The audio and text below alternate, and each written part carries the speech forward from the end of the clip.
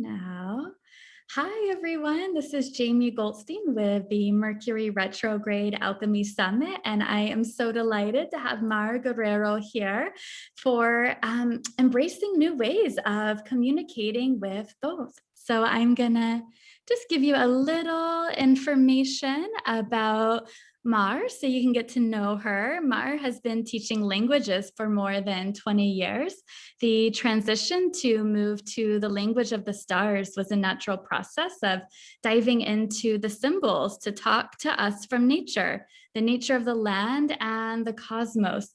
It was also the next step in her quest of discovering what it means to be human, fully human. She is a shamanic breathwork facilitator and interpreter of the cosmic patterns, meaning an astrologer with a special focus on shamanic astrology. She is also a Reiki master and a tarot reader. Mar has a master's degree in literature and applied linguistics, and she has been working on her PhD in psychology and philosophy, where she is attempting to understand what it means to be human and how human growth and development takes place when learning new languages and cultures. Diving into her own soul journey, she has taken her to facilitate and hold space for other transformational processes. She is deeply called to inspire others the courage needed to transform wounds into medicine for themselves and for the world, trusting that human beings are capable to manifest the impossible. We are possible together. She founded Alma Kami with the intention we are not meant to do this alone. So welcome, Mar. I'm so happy to have you here. Thank you so much for inviting me. I'm very excited. I love the topic of the summit and this because as soon as I opened the email when you invited me, it was like I just realized I've been working with Mercury for a long time. Like it's languages, teaching languages, and yes, so I'm very excited. Oh, well, it's such a delight to have you here. We both have Mercury and Pisces, so I love that connection that we have. And feel free to take it away. Yes. So I would like to start with the idea of the Egyptian mysteries, and you also called the summit alchemy, and the name of what my business or baby is alchemy. Alma means soul in Spanish, and alchemy is this idea of transforming. And even being a Reiki healer, it has been very interesting to tune into like there is nothing to heal. We are already perfect as we are. We just have to transmute some energies into something different. So then creativity, I feel, is a very important part of that a transformational process, and that alchemy, that there is really like the wounds are our blessing, and that takes time to realize.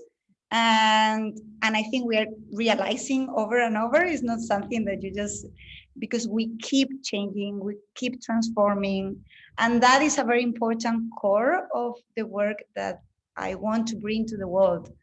And this idea of Mercury in Pisces is very interesting because it's going with the flow, that we don't have to have everything structured in order to be able to bring something forward. So when I received your invitation, it was such an interesting, it was opening the email and then just see the whole, this is what I want to talk about. And I love that, like how we activate. So you bringing this forward, it activates things in me to bring things forward. And that's how it works. That's how we do things together. So, yeah. Oh, beautiful. And I love when we were talking before, you shared about how you always like to start kind of grounding into the heart. So we're not just kind of up in our minds, that we're really integrating the wisdom of what's being shared in our hearts. Would you be willing to guide us into a drop-in into our hearts? Yes. And before I do that, this is a practice that I learned from Nikki Scali, who is the creator of alchemical healing, and she works with the Egyptian mysteries. And since I learned this, every time I do circles and shamanic breath work, I normally start with this connection. So then the information, and we are here two people with Mercury in Pisces, so what we are sharing goes beyond the words, and that's very important. So yeah, I will start with this meditation, and then we will do a journey as well at the end. So what I would like is to keep the energy between the beginning and the end in a way that is not 100% mental, that is in a deeper space where we receive messages. So this opening is very important, right? We feel Mercury always as talking and doing, but the Mercury also have a feminine energy of receiving. And in order to receive, we need to be quiet. If not, if we are too full, we don't receive, right? And sometimes those messages that are coming from the divine, they need a little bit of silence and space and presence. So this is what I would like to bring forward. So I invite you to close your eyes and then start focusing on your heart. And you can sense, feel, see the heart as a flame, and welcome any color, any sensation, any feeling. Some of us see, but some of us also like sense with our bodies, smell, know. So I welcome you to connect with the way that you receive information from the divine, from the cosmos, and from the earth. So then within inhalation, you are feeding that flame of your heart. And then you start connecting with the heart of the earth. And every time you inhale, you feel like a tree that is bringing up all the nutrients, all the wisdom from the earth into your heart. All the wisdom of our ancestors, our cellular memory that knows much more than our minds.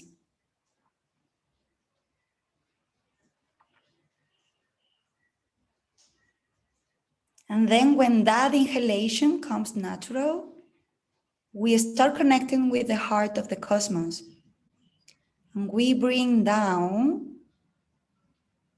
the infinite potential that is ready for each one of us to come into the world. So in each inhalation, we're bringing down the heart of the cosmos into our own hearts. And then in the next inhalation, we are connecting earth and sky. So we're bringing both energies into our heart. We feed that with our love, and then we expand from that space in every direction, allowing us to be big and bold and totally who we are, and allowing ourselves to receive whatever you are meant to receive today,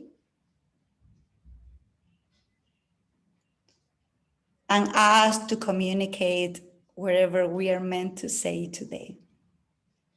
So we can become vessels for something bigger. And then you can open your eyes. That was so beautiful. I feel so much more grounded and tuned in and connected. And it just reminded me what you were sharing about connecting to the receptive side of our intelligence. When Venus moved into Gemini, this was about a year ago when it was April of 2020 when she first moved into Gemini. She was still an evening star, and I have Venus in Gemini at 1 Gemini. And I asked Venus, Gemini, I was so excited. I'm like, what am I going to learn? What direction, what new things should I learn? And what she told me was get quiet. And I really connected with how important the stillness, the reception, the feminine aspect of our intelligence, how that's so important to get quiet and to receive. And so it just reminded me of that experience when Venus moved into Gemini. Yes, that's so beautiful because it's true that, and I think it's very connected with Mercury retrograde as Yeah. well, right? This idea that we are always, this is why is so important to refrain, and the work that you're bringing forward is so beautiful because we are not, we don't need to be saying things all the time. We don't need to be acting and doing. We are not human doings, we're human beings. And we just kind of like forgot the part of sometimes creation happens when nothing is happening. There is a story that is just coming to me, and it was very powerful. It came to me in a shamanic breathwork training in Mexico in 2019, before 2020, right? So it was my last big training that it was just, and there was a lot of energy of having the courage to come forward and to take my space of being a little bit visible. And then I did my summit last year that is called I Am Possible. And in this, after one of the sessions, there was processing, right? So after we do shamanic breath work, there was a processing, and then I was sharing my story. And I have a lot of Saturn. I have a very strong Saturn in my own chart, and moon in Capricorn. But then I have a strong Jupiter as well. I was born with Jupiter Saturn conjunct, like 40 years ago. And then one of the people, when they were listening to me, they said, that is like a bamboo tree.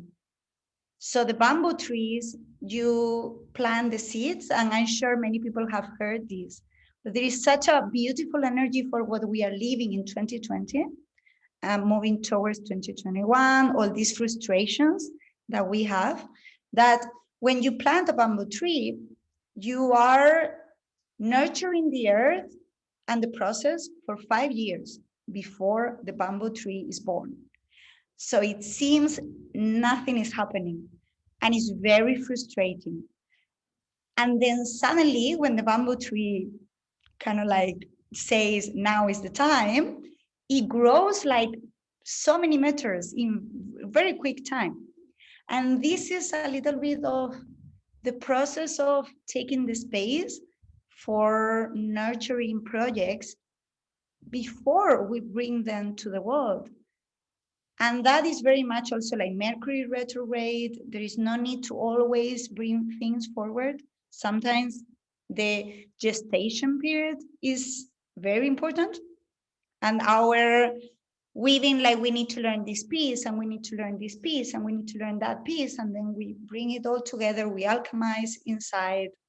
And then we bring something that is uniquely ours, that is nobody else. And is our gifts. There is something, this is so important for me, like there is something unique in each human being that only you, Jamie, can bring. That only you, whoever you are who is listening, you are the only one who can bring that. And that is very important at the moment that we are living now. And Mercury helps us to connect with that message that is only us. Nobody else can do it. And that message doesn't have to be done with words. Mercury also expressed in different ways. Yeah, so this is why I wanted to talk about like the new ways of embracing our communication. Yeah. Oh, beautiful. That is all resonating so much with me, and just how I relate to the Mercury retrograde experience. And I love that metaphor that you gave us, because I think Mercury retrograde is the best time to slow down, get quiet, get a little stiller, listen to our bodies. So I would love to hear. I'm so curious, about your connection with the Egyptian mysteries and Thoth. Would you share a little about that? Yes, yes, totally. It's something that is I don't understand 100% logically. So is something that is more Pisces. It's more, I have a health issue, and then I went to a library, finding a book, and I was already a Reiki a practitioner, but I never read a book about Reiki. Then when I went to this library, I saw a book that it was alchemical healing, and Thoth was in the cover. And I just started reading the book, and it really activated something. And then I started doing like shamanic work, and then I continue with courses with Nikki Scali, everything online, because I live in Thailand, so most of my learning has been online. But it was still very powerful, and I have so many memories of being a priestess in Egypt, and it's hard for me even to say it. So saying that is because my logic, I have a lot of air and fire in my chart. So logic is, and I teach in a university as well, and there is this part of me that is very logical, and it has to make sense, and you need to do your research. And then at the same time, with Mercury in Pisces, there is other part that I just feel things, and I just know, I see my lives in the past. And this priestess in Egypt was very connected with the sky. So for sure, I was an astrologer already.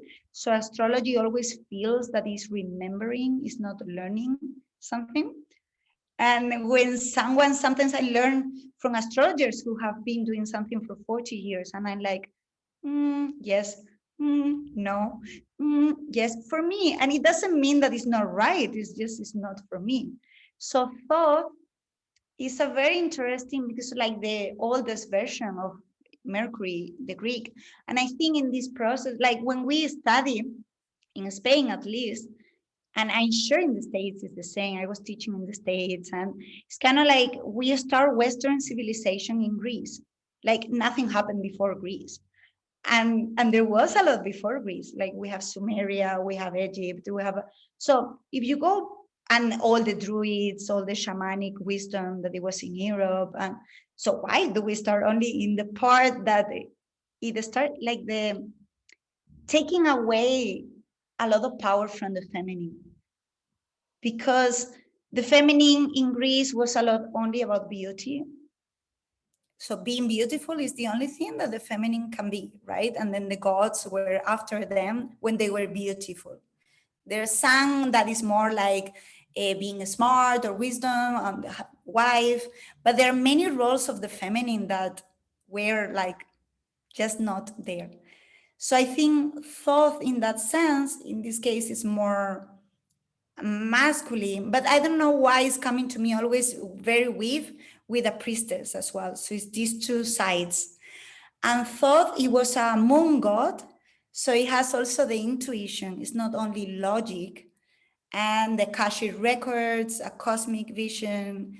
So it's very related to language, but it's not only the logical way. And I think in the movement from there to Greece, there is a loss of, we are losing the intuition, we are losing that part of more feminine reception and trust.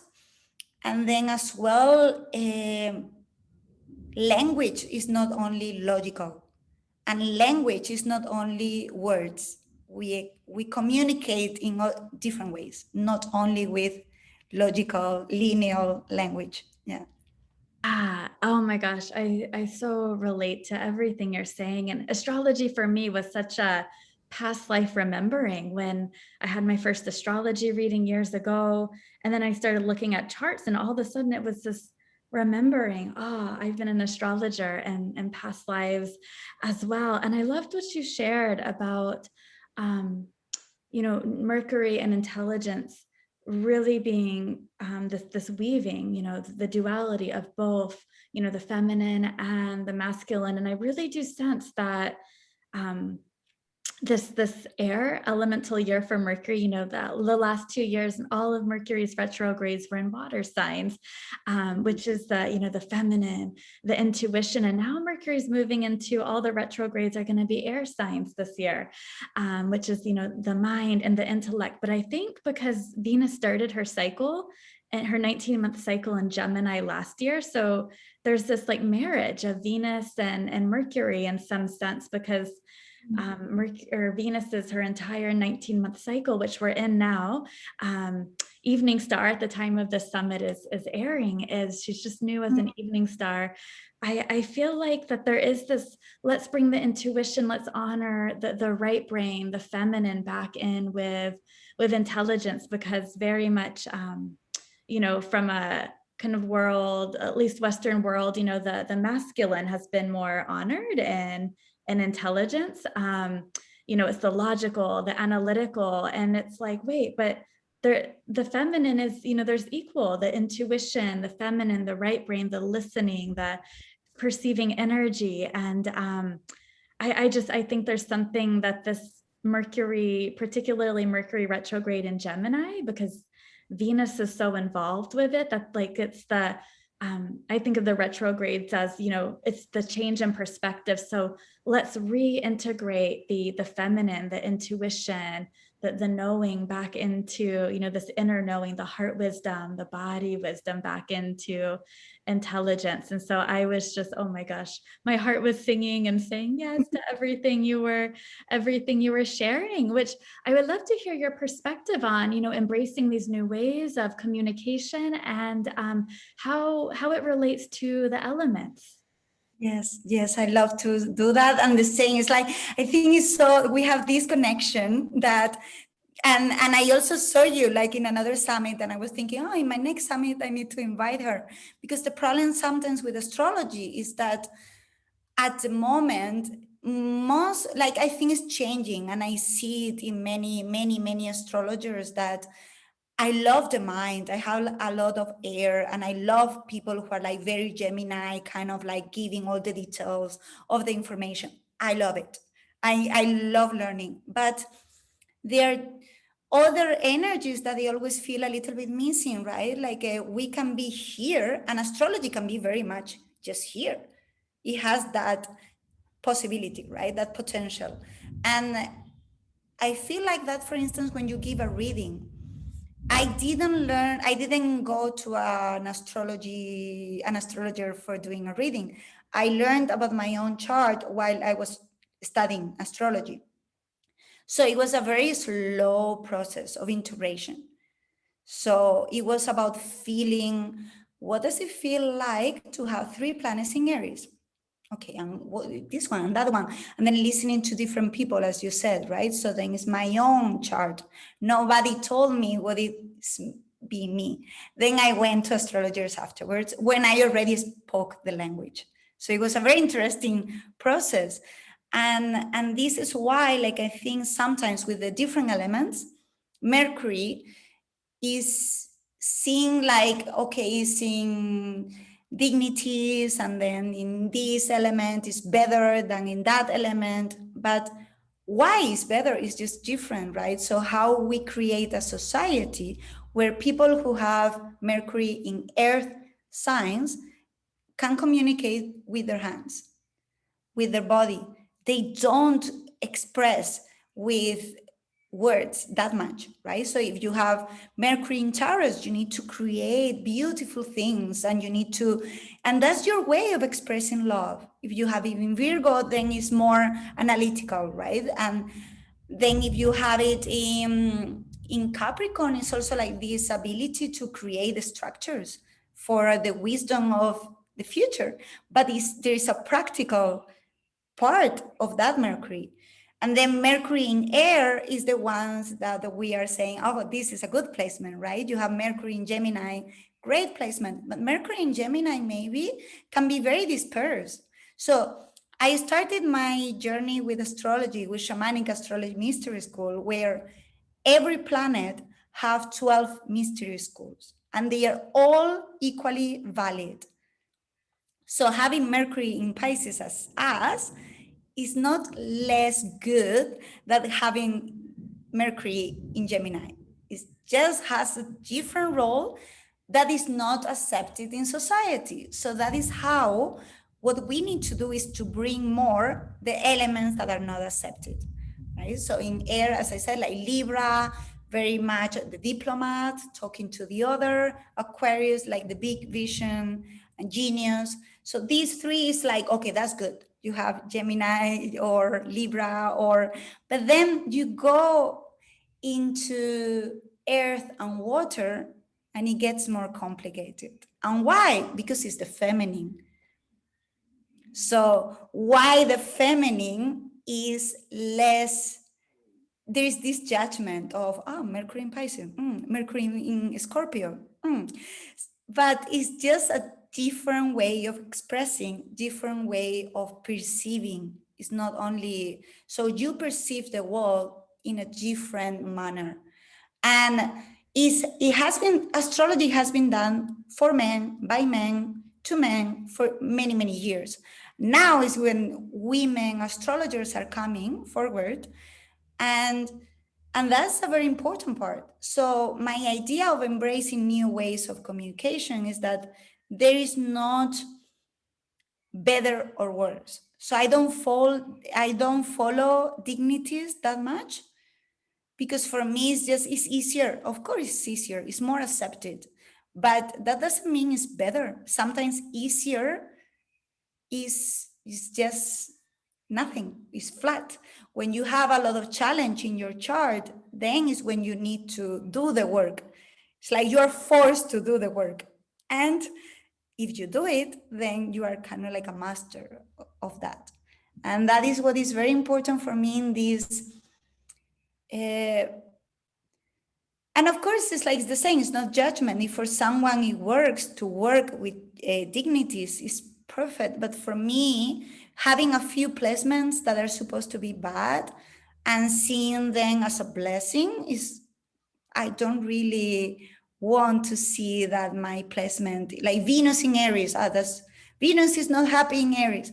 Why not? Why not? Is my Venus in Aries has been a challenge for sure. And it was also in the underworld. I have a lot of things that are difficult for my Venus. And this is why like the free gift that I want to offer is about the Venus, because it's been difficult. But I wouldn't change it for anything in the world. I wouldn't change my placements. And I think as astrologers, it's very important to be aware of that and try to avoid saying this placement is very good, but this is bad. I think that's something that I can hear more and more in the astrology world. And I think it's very important to realize that everything is perfect as it is. Like your soul chose that. So we shouldn't be saying that this is better than this. I personally think, yeah.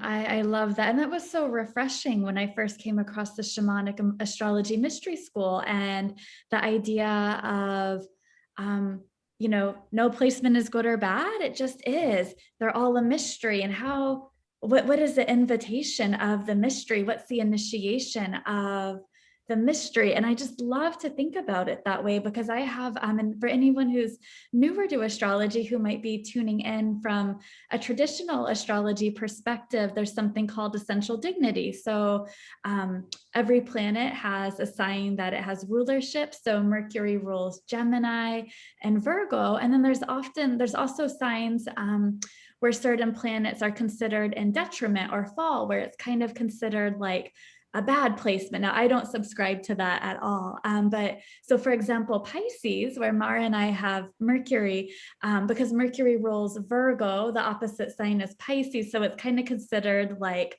it's kind of considered like a more challenging placement. And I never want to say bad, but from the traditional perspective, quote unquote, bad. Yes. And I also have several. I have a Scorpio moon, which is also considered like, a challenging placement. And I have quite a few of those planets. And I'm like, it's just energy. So how does the energy of the planet works a little different than the natural energy of the planet in these signs? And how do we what is the gift of that energy? What is it's kind of Mercury retrograde, right? What is the new perspective, the way to work with this planet with new perspective? And it can actually become our superpower and our gift, I feel.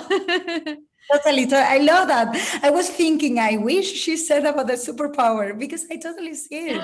Yeah, This because our uniqueness is something that make us different. And yeah, because the Mercury in Pisces, like I have, sometimes when I was younger, people would label me kind of, as like struggling to pay attention. And what I've really learned is it's because Pisces is our connection to the dream realm, the etheric realm. So I'm actually tapped into multiple realms and dimensions at one time. And also I'm reading, I'm taking in and I'm reading people's energy along with what they're saying.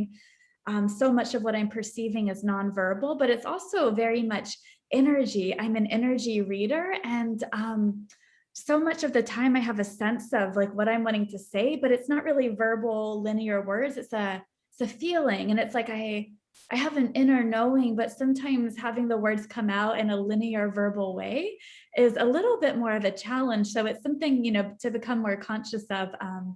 I can be a little abstract or vague in what I'm saying because to me, it's more about feelings and the words and energy. So it's been an invitation to learn how to be a clearer communicator for people who, need that. But it's been so amazing. I just have so much appreciation for my Mercury in Pisces and the ability to attune to energy and sometimes picking up on what people are thinking, but not saying. I just have a Scorpio moon, so that's pretty good at that too.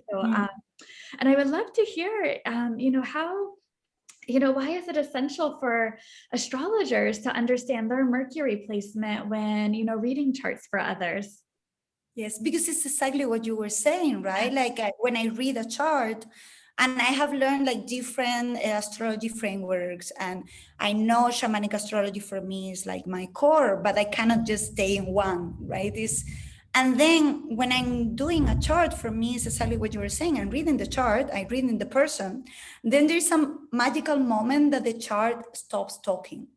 Like there is a moment that they say, that's it, the reading is finished. And the person is like, but there is more. Of course, there are more. This is infinite, but it's finished. You are not meant to hear anything else today. And that is because it's a Mercury in Pisces astrologer. If I have a client who has a lot of Virgo, and Virgo for me is one of the energies that are very difficult because I have a lot of Aries, that is Queen Kong's Virgo, and then the Mercury in Pisces. And there is a part of me that knows if the person is attracted to come to me, basically, they want to connect with the Pisces. So I don't need to change my way of doing things for the person to be happy. So if a person needs step 1, step 2, and everything super detailed, don't come to me as an astrologer because I'm not going to give you that. And it's been the same being a teacher for my whole life. I had always students that they wanted to know exactly like what is going to be in the exam for instructions, first 1, 2, 3. And I'm like, you learn on your own. I give you the tools, you figure it out, because I think that's empowering the person. But then if a person has Mercury in Virgo, of course, they are going to give very good practical advice. And that is amazing. If a person have Mercury in Gemini, Mercury in Scorpio. So being aware of your own way of conveying information as an astrologer is a very important part, because then you're not comparing yourself with other astrologers. I have a Capricorn moon and lots of Saturn, so there is a very practical way for me as well. But the practical way for me is more the big picture. So it's like I see the potential in the person, and then it's like, this is the big picture. But I'm not going to give you the details of do this, this, and this, because I think that's part of the person's journey to realize. But maybe a person needs exactly that. So then you go to a person who has, so I don't know, I think knowing our superpowers as astrologers is also very important, because for me, it's coming more and more that I want to do an astrology that takes time, that I guide the people during time, because I feel always that in a reading is too much. It's kind of like in an hour, how can I tell you everything in 1 hour? My experience with astrology when it's a course and you take the time is really what it resonates a lot within me. You take the time, not because an astrologer is giving you more technical stuff, you are getting more out of that. And I feel sometimes astrologers feel that we need to know all the techniques in order to start reading charts for other people. And I don't think so. I'm sorry. It's like my first reading, it was as, I don't know, I don't think it was less good or bad than now, because I was already tuned into energy. So I was already talking about the energy in the chart and the energy in the person. So I feel there are also many astrologers who are like ready and they are not giving the step to kind of like start giving readings, because there is always more. And in astrology, there is so much to learn, right? And it's so exciting. But then at the same time, it's like, are you waiting that you know everything before you start sharing what you know? So yeah, I think becoming aware of all of this is very important. What kind of astrologer are you? What is your gift that you're sharing with the person that you're reading the chart, and how that person is listening to you? So for instance, I feel how I change the way I convey information depending on the person. In a natural way, I change. So to some people, I give more details and more stories. To some people, I just talk about energy. To some people, and sometimes, for instance, I mix with journeys like we are going to do now, because sometimes I feel that instead of talking about everything, the person now needs to work on their Venus. So instead of like this information is like, let's work on your Venus and let's feel your Venus now, because it's the one I'm feeling you're struggling, right? So I always feel the energies that the person are struggling now. And this is kind of like, and I'm embracing that way of becoming an astrologer, that instead of giving lots of details, I personally always feel more drawn into, this is what it wants to come forward today, so let's work with this. And but that is still like how, right? Because people have expectations that I paid for this session and I want to have as much information as possible, because we as society, we always think that more is better and sometimes less is better.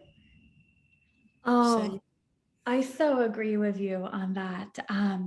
And so I teach an astrology apprenticeship, and kind of my guiding principle is our intuition always guides and leads. And then you weave the astrology in that you know, and that comes in at the moment, but we don't have to know everything. And when you were sharing, I kind of went back in time to the first astrology readings that I ever gave. And I only worked with the 4 elements. That was the kind of the invitation, was just, you know, their earth, air, fire, and water kind of compositions in their charts. I didn't really even get specifically into the signs or that much into I got a little bit into the planets, but they were these beautiful readings where I was really only working with the earth, air, fire, water. And my first astrology teacher told me, you know, if you have a really, really good understanding of the elements and how to alchemically work with the elements, that's all you need to know to be a fabulous astrologer. And that always stuck with me, that, you know, we don't have to know it all. I feel like you could study astrology. I could study astrology my entire life, all the techniques, and I would only, you know, get like a tip of the iceberg. And so there's so much we can learn. And so I was just resonating so much with everything you're sharing. And I would love, you kind of spoke to moving into the alchemical journey that you're going to take us on. I would love, if that feels right for you, to go into that. Yes, yes, 100%. And I will only like to say that it's like we need more astrologers, I think, and we need more people who don't want to become professional astrologers, but they are integrating astrology in wherever they are already experts. Yeah, yes. I totally feel is the future. I have this dream of bringing astrology into education. So then we teach students taking into account their Mercury. How do they learn? Do Yes, they learn with their hands? So give them things with the hands and dance. Because if they have Earth, Mercury, they will learn through contact. yes, And the same with water, give them poetry and music. And if not, it's dry. For me, the education, I was always very successful, but it was dry. So this is why I studied literature. But I didn't want to give up math, for instance, like why we're doing this to our children? And why are we giving an education that is only air, it's only mental? So let's bring all the elements. And the same, like you are a doctor learning astrology and weaving that. You are so there are so many ways to bring astrology into our daily lives that I highly encourage anyone who is in that process to, you can already just being humble. That's also very important, right? That it's not, oh, I took a course, because it happens as well, always the other side, right? That yeah. I took a course for a week and now I'm an astrologer and I know everything. You don't. Sorry, it's like you I would don't. say I'm a student of the sky forever. Forever, An forever. eternal And then student of the sky. yeah, and then of course there are people who, if someone has been doing this for 40 years, that is all my Saturn. Always I look for teachers who are like very seasoned people, because I love, how long have you been doing this? Right? But it's me, because so it's having both, right? Like we are able to innovate, and that is exactly the square we're experiencing in 2021, right? Uranus, Saturn. How do we create and innovate, taking into account the wisdom of the past? How do we do Ah, that? yes, It's I so love that. Oh my gosh, that's such an amazing interpretation of that square with Uranus and Saturn. That is the, the highlight of the energy this year. And I used to work in education before my Saturn return. I worked as a school psychologist in the public schools for 5 years. And I worked mostly in elementary school. And when I started to really explore astrology, I hadn't professionally studied at that time. I was just very interested. And I was like, oh my gosh, we need to be teaching students their astrology, their moon sign, their Mercury. How best do I learn and perceive? And what are my emotional needs with my moon sign and my Venus and my sun? And I was like, oh my gosh, because I was doing counseling with students and I really wanted to work with the astrology. And I was like, gosh, if I could teach them astrology, that would be one of the most beneficial things, that I could do. I was in a very, Texas public school, so that wasn't, that wasn't accepted, which is ultimately why my Saturn return came around, and I just got that inner stirring from Saturn, that push to course correct. And I moved out of the public schools and pursued exactly, astrology to work with the more mystic side. And yeah, it just, everything you were saying, I was like, yes, I wish we could bring that into education. I would love to do that one day. It's to teach students astrology, or to teach children, young children, astrology. yes, yes. And the same like in university, to bring it into the whole system. Yeah. And that is not going to be done by itself. I really think it's possible. We can do it. And I think it's Yeah. something with the Aquarius energy that is possible, and people are opening up to that. But it is not going to be done by itself, right? We Yeah. need to do it. We are the hands of the gods. And Yeah. Oh, and I love that. And I think for parents too, because I worked with parents a lot in the schools, and for parents to understand their charts, and then, how it relates to their child's chart, because maybe their moon sign, is Aries. And if their child's moon sign is Virgo, their child's emotional needs will be so different than their emotional, how they seek and give nurturance and safety and security, or, Mercury, how they communicate will be different. So for parents to understand that, can help them connect and have better attunement and bonding with their child. yes, Yes. And this is why, like, I feel it's very important. And the journey in this sense, what we're going to experience is the different elements. So thought, I'm not sure what will come forward because I never, like, I have the structure, but I'm never sure what will come. But the idea is also that even it doesn't matter where your Mercury is, you are going to experience the 12 mystery schools during right now. When we are recording this, Mercury is in Taurus, so there is this earthy grounding energy, but he's going to move into Gemini, he's going to move. So we all experience Mercury in the 12 signs. So we will always have our signature, but it's how do we express ourselves still in relation with the energy of the time. So this is why, like, I invite everyone to feel the way of expressing through the 4 elements. So instead of going with the 12 signs, we will go with the elements, and then let's see how it feels. And then when it feels more like, oh, this element is like strange, or this is amazing, so then you can see if you are talking with someone with the element that, especially with Mercury, right? I don't feel okay with Mercury in fire and communicating when it's very passionate, it's too much for me. Then, yeah, when we are talking with someone who has a lot of that energy, how do you feel? Like, instead of judging the person, allow them to be, right? And then allow you to be in that dynamic as well, and grow from that.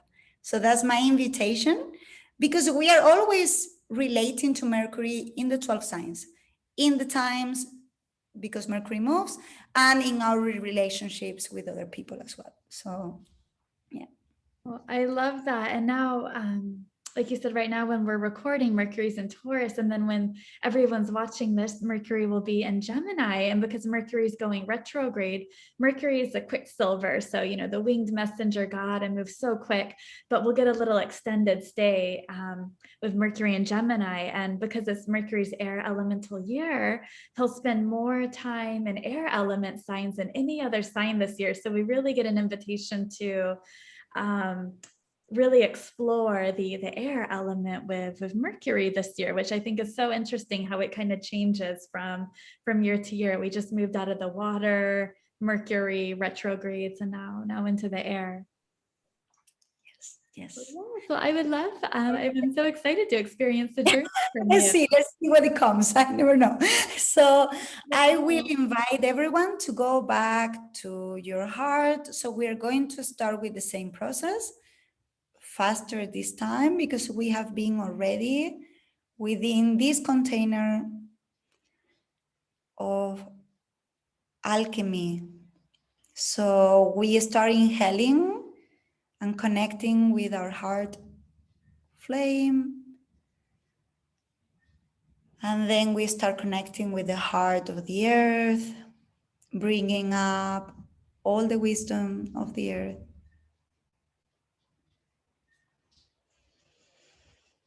And then we connect with the heart of the cosmos, bringing down all the infinite possibilities that are ready for us today, at this very moment.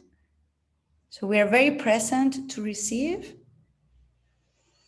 We inhale earth and sky into our hearts, and we exhale all our love in every direction. And then we set the intention to receive a message that we need to hear today, and you're welcome to repeat this journey as many times as you need. And then you start feeling the earth on your feet. And then in front of you, you can see Thoth in whatever shape or form he's presenting to you. He's normally a god with a bird face, head. But he can come in any shape. He's a trickster. And he's bringing also the energy of fun and take ourselves less seriously. Oh, play with words, play with your communication. And then in front of us, there is a temple. And Thoth invite us to come into the temple so we can experience the way of perceiving the world through the elements.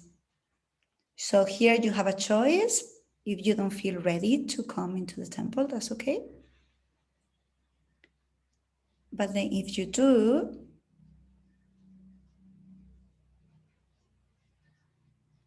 you start walking up the steps into the temple.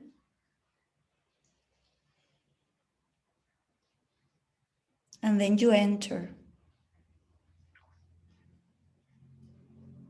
And first, we are in the earth world. You see through your skin. You communicate through your hands. So you start touching the walls. And then you can see how all these symbols are talking to you. But you see through your hands.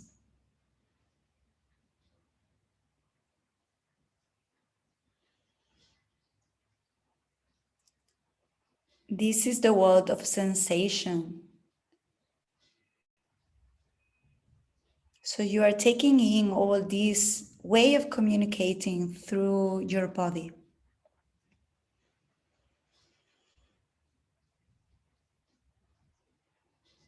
If you feel like dancing, you start dancing. You just listen to your body and to the wisdom.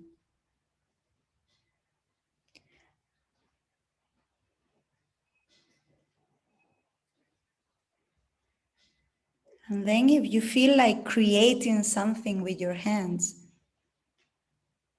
you can feel how this way of communicating is about doing something physical, being physical.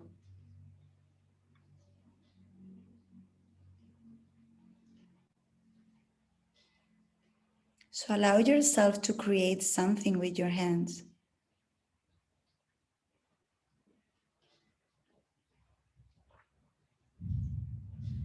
With your own body, if you feel like dancing, you're also expressing.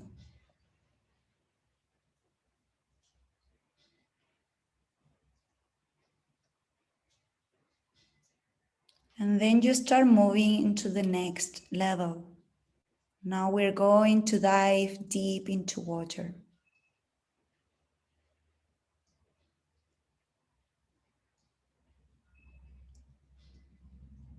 In this one, there are no words. It's all about the feelings and the energy around you.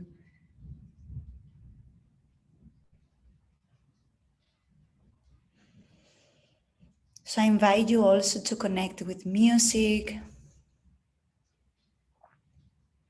So if any song wants to come at the moment, it's welcome. It will bring a message.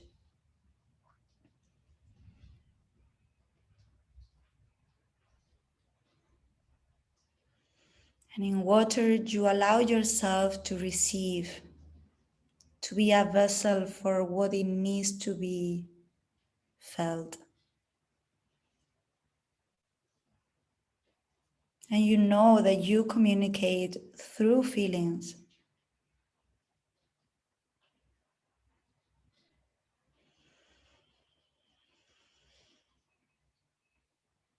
And you trust that intuition.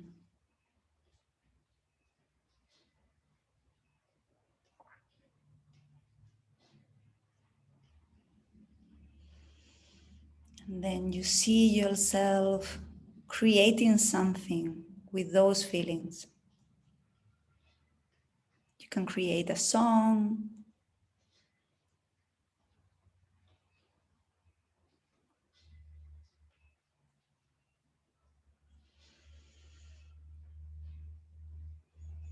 Beauty.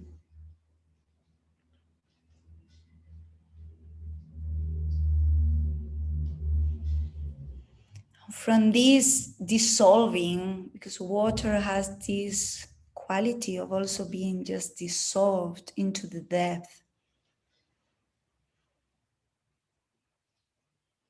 So allow yourself to dissolve without the fear.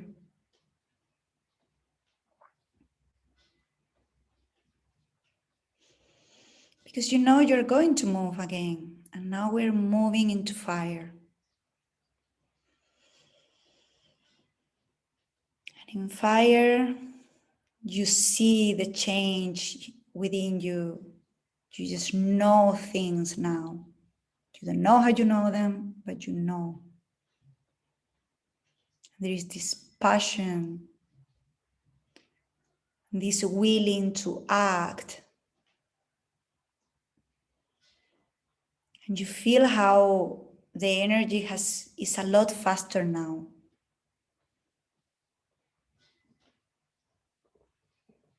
You communicate through a very strong way of moving into the space.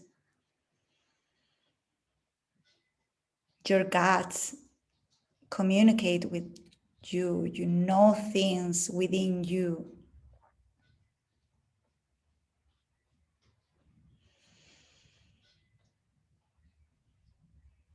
And you feel how that fire within needs to be shared with others.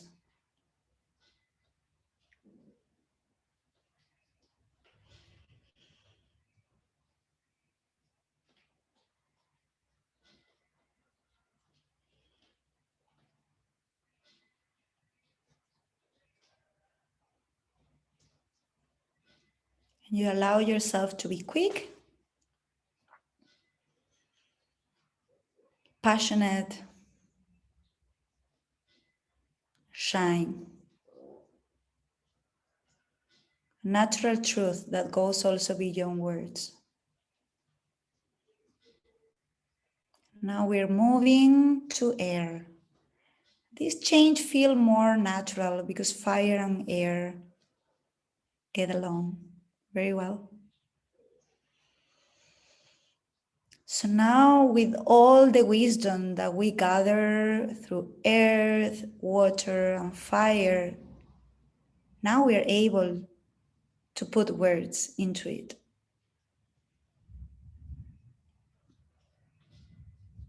In this last one, we know that we are able to use language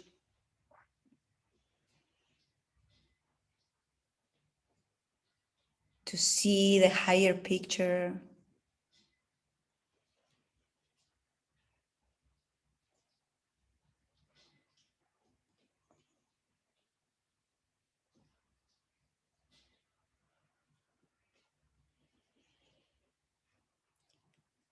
And in this last space, you see again Thoth. He was with you the whole time.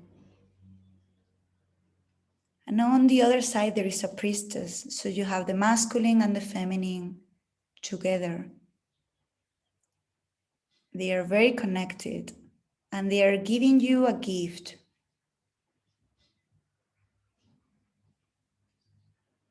Something that is connected with what you are meant to bring into the world, what you are meant to express and communicate with others.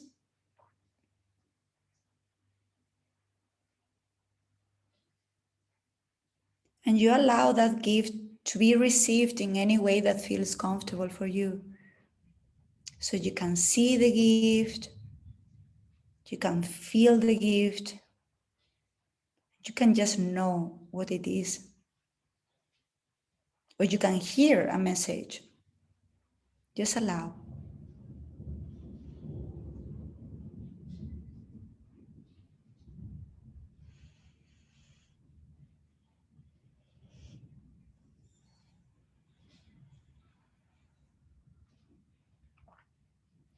And then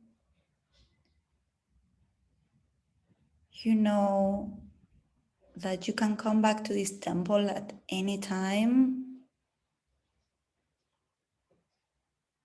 and that you will start again through the elements over and over again. There is always more.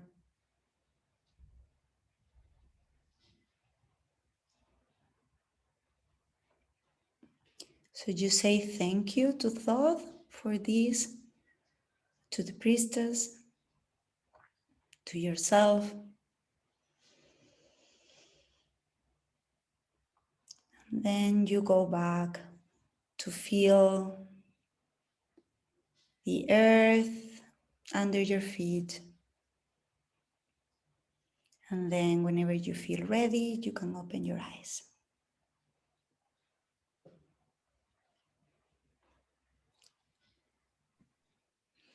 Oh my goodness, that was so powerful. If you're watching and you would like to share, if you feel inspired and it feels right in your heart to share about your experience, we have the Facebook group for the summit, and I'll open up a thread where you can share. I had some very powerful experiences that I'll go in the Facebook group and share them. If it's okay to share one really powerful aspect I had, my temple was, it was a temple in the sky. So the stairs were going up into the sky, and there was my temple, and in the earth realm of the earth room of the temple, as I was touching the walls and I was walking, every time I would touch my hand to the wall or would put my foot on the ground, a tree would grow. And like when you invited in movement and I was like spinning and dancing, it was like wildflowers were coming out of my hands, and just all filling all into the space. And it was just the message of the fertility that I have within me. It just really reminded me of that inner fertility that I had. And I had such a powerful experience in every room. And I would love, if you're watching and you want to share about yours, come into the Facebook group and we can all share together and read others' experiences. Thank you so much for that. That was such a gift. That was so powerful. Thank you, thank you. I love that. I love the image, the feeling, right? That we are so fertile. We can bring so many things, right? And I love it. So the saying, I would love to hear the experiences of other people. Normally, when I do these things, it's very interesting for me. Like because when I'm guiding, it's a different experience. So sometimes I hear myself afterwards as well. And then I have the experience as a receiver because it's always different. So yeah, it's very interesting because I never know what is going to come exactly. And I think we need to be brave for that. Right? We are in societies that they are telling us that to be professional means that you need to have everything under control. That's not how human beings work. So right, and that's the feminine too, that letting go of control. Yes. So that's so important. That I think is like the key of everything, that how to bring forward a society and a cultures, humanity, where there is a space for chaos, there is a space for something that, because we are so afraid of it, and we need to learn as human beings that is also a part of ourselves, because if not, we're just kind of like killing ourselves, and that's it. It's like, it's enough. Enough how we learned the lesson, right?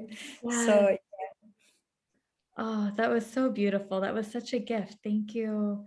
Thank you so much for that. And I love, I had such a powerful earth element experience. And in this moment, as we're recording this, Mercury is Mercury's in Taurus. And so I was like, wow, I'm really feeling that Mercury and Taurus energy come through.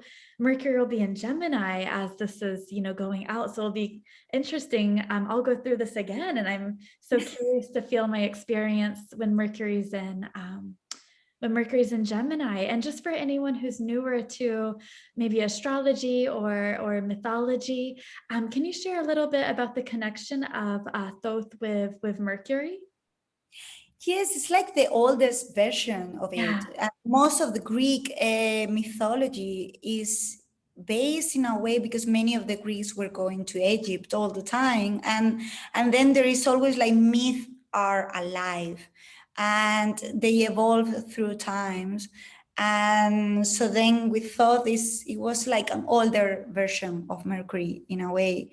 And for me, it's a fuller version because, as I said, it's a moon god as well. So the moon has the intuition.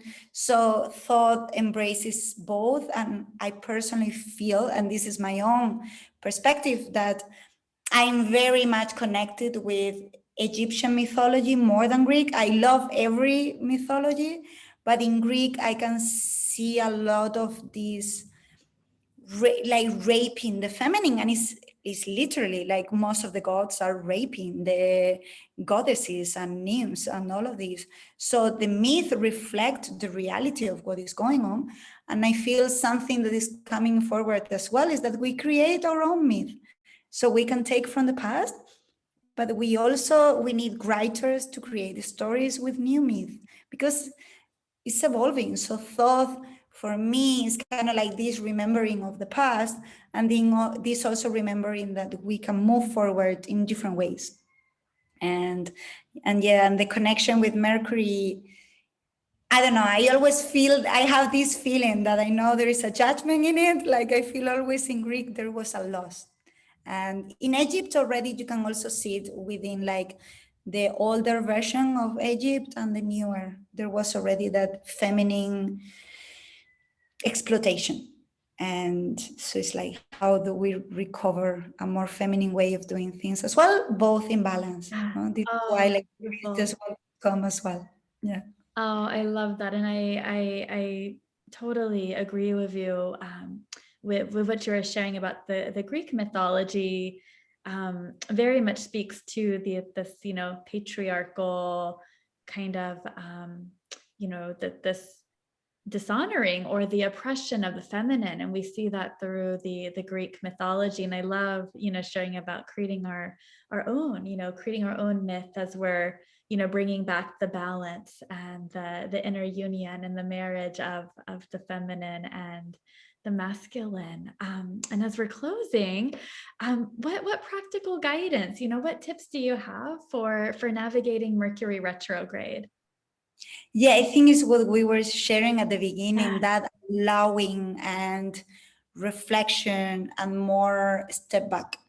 Life is not only about moving forward. Sometimes we need to step back 2 steps to go forward with more strength, because so I feel Mercury retrograde is a lot always about receiving.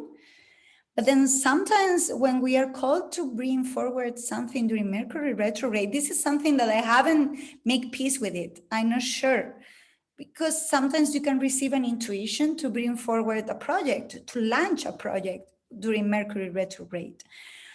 What do you trust? The theory of Mercury retrograde is not good, or your intuition that is telling you this is the date? I don't really have an answer for that. I'm sorry, because it's something that I'm struggling with. So I don't know. Yeah, I've broken all the Mercury retrograde rules before. I've launched things and I've had amazing experiences. And so I do always, along with giving the typical advice, I always encourage people, listen to your own intuition, because I've also gone against all the typical advice and they've been beautiful experiences. And I have had the do redo kind of adjustment that we have to do. But I totally agree with you on that intuition. And so I think it's so interesting, Mercury being the magician, that we really do get to be creators. And so our intuition always, I always find intuition is number one.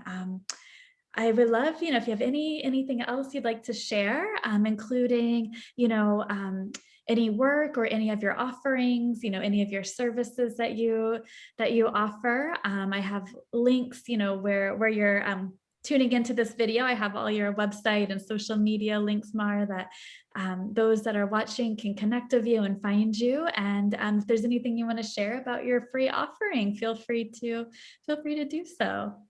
Yes, so the free offering will be a similar meditation, but this case with a journey. I always also struggle with the words. What is it exactly? For me, it's a journey, right? Because a meditation is more about not just like observing. And for me, this is more like a journey, but it's guided. And so it will be with Venus. That is very important in my work. And she has been very powerful always, because I'm a Libra rising. And yeah, and I also like a different way of being a woman with my Venus in Aries. So is very important and very dear to my heart. I think like for you is Mercury, like the planet that is very, for me is Venus and Saturn. Both of them are very, very strong. And then I also wanted to share the word play. During the Mercury retrograde, and when you were talking, I heard it very clear. Is play with words, play with your projects, take things less seriously, right? It's like I play love with it. it. Yes. Yes. And it's such a Gemini, North Node in Gemini, Venus cycle in Gemini. Play and have fun, because through that, many gifts come as well, right? Like sometimes things don't work, but you play, you recreate, and then it works. And then my friends, I do astrology, I do tarot and journeys, and I have a YouTube channel as well that is bilingual. So I create things in Spanish and in English, and that's it. And if anyone wants to contact me as well, I'm very happy, and I will be following all the comments and everything on Facebook. And thank you so much for the invitation. Have such a blast. I love this. Well, your energy is so beautiful, and I love you. You truly do embody that the aspect of Mercury that is the feminine, the intuition, the embodiment. It's so beautiful. So thank you so much for being here and sharing your wisdom. That was such a gift, that journey that you led us through. So thank you so much. And we'll connect in the Facebook group, and everyone who's watching, please share your experience with that journey in the Facebook group. Yes. And thank you so much for inviting, for bringing this, because I think it's very important to reframe many things in astrology. So yeah, and we do it basically, right? Like astrology is again this square of the old versus the new. Yes. It's like how we do that is the key of 2021, right? How do we honor our lineage and our past and the wisdom of other teachers, and we bring forward our own wisdom. And I think that's the key for navigating this year, moving towards the future as well. So Oh, beautiful. Thank you so much. It's such a blessing to have you. And I'm looking forward to seeing everyone who's tuning in and all the other talks. yes, thank you. Bye for now.